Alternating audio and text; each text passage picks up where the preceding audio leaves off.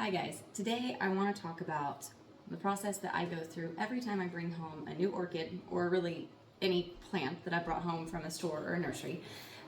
We gotta worry about pests that might be getting brought in with those guys, and honestly I've had an outbreak of them before and it was terrible and horrible, and I learned the hard way that I need to be doing some very important steps before any new plant gets added to the collection. And so today I'm going to walk you through my process that each plant goes through, kind of explain why I do each of these things, and maybe give you some pointers that you might want to use before you bring home any sort of plant, especially if you're like me and you like to browse those clearance shelves that have the discounted plants maybe suffering a little damage, but then you can work to bring them back and get them healthy again. We definitely want to make sure that if they do have damage and it's because of pests, that we are handling it right away, or if they're suffering from any kind of root problems like root rot, we want to be able to assess what's going on with them and start correcting that right off the bat. So come along and we'll show you how it's done. I found my first plant purchase of the year. It's the $5 discount flowerless orchid that I bought today. It's gonna get a bug treatment and then get set up in some new lighting with a fresh feeding and get ready to grow new flowers. Okay, so the first thing I like to do anytime I bring home a new plant is to treat it for bugs before it goes anywhere else in the house. I usually just fill up my handy sprayer with some 70% alcohol. I do not dilute it at all, just straight 70%. We're gonna give the whole plant a really good douse. Spray it down, then we're gonna rinse and wipe leaves, and then spray one more time, just to make sure. I do not want to introduce any pest that might have come from the greenhouse that grew this, or the grocery store that I bought it from. So this is just going to get us a nice handy pest-free treatment. That's fine. Okay, we're also going to peel off this pot sticker and spray the pot. Make sure everything is clear of bugs. Let go.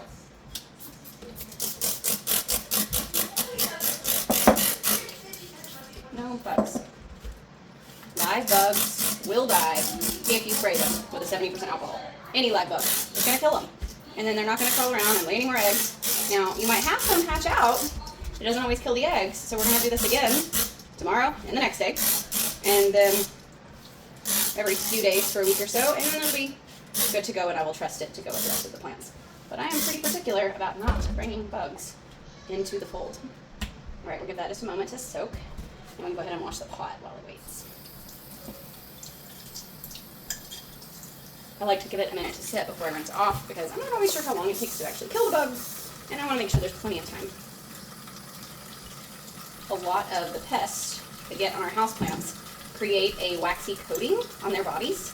It leaves a sticky residue behind on your leaves and things. Sometimes you see that before you notice the bugs themselves. But the waxy coating is what keeps them from dying when you spray them with typical pest sprays. A lot of the insecticidal soaps and things are made to try to cut through that, but they're just not quite enough. It's like trying to cut through hard grease with the wrong dish soap. It just doesn't work the same. Alcohol cuts through grease or oil really well and fast, which means that we can get rid of all of the protective layer that the bug has formed for itself. And if you get rid of that, then it's not able to live, it's not able to reproduce. And by cleaning the leaves, we're disrupting their egg cycle and making it harder for their babies to hatch. We're just trying to control the population by spraying and removing eggs until there's nothing left. And after a few treatments of this, you should have managed to, between each spraying, finally kill off any adults, caught any egg cycles that have hatched, and killed those before they had time to mature and lay eggs. And we've got some bruising under here. That's probably going to cause long-term scarring on the top. Yeah, definitely going to cause scarring on the top, but that's okay. He got a little smashed in his pot at the store. Also, as you can see, this orchid has come, like the others, packed in all of this moss. And I don't want the moss, so I'm going to get rid of that. And we're going to be potting it up into some orchid bark instead. It has some of its roots were suffering from root rot. I could tell when I looked at it at the store, but he still has some good green ones. They're extremely hydrated. It is not in need of water. So we'll clean all this off and get it moved over into some orchid bark that won't retain all of this moisture that's trying to stay attached. Yeah, you can see some of the dead roots. They're black. We're going to get these cut off. Any of the ones that are just not serving the plant anymore. Try to keep it from spreading around any root rot bacteria. Once it's got a little root pruning done, it'll be ready to pot it back up, put it in a nice sunny spot, and once it gets a few feedings with its orchid fertilizer, it will be all stored up and ready to throw us some fresh flowers, which is the whole reason for the orchid. Get extra moss off that we can. Orchids often come potted in the sphagnum moss. It helps hold the moisture in for a lot longer, so with shipping or sitting on a grocery store counter where it's not getting regular water, it will be able to hold moisture for a while and keep the plant alive.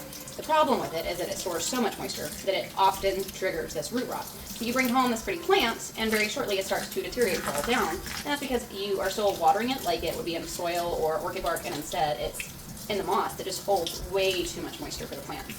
And so I always like to come home, get them out of that moss, and get them into a proper growing medium. In the wild, they grow on trees, so filling their pot with a chunky orchid bark helps them feel the most at home and like they would be in their natural growing environment.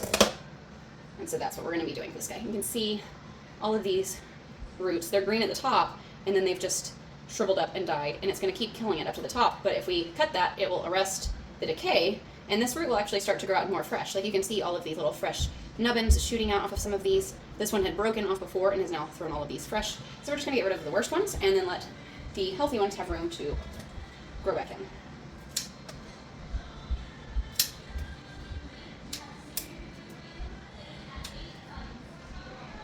So my video cut out, but as you can see, we got all of the roots trimmed and pruned up nicely.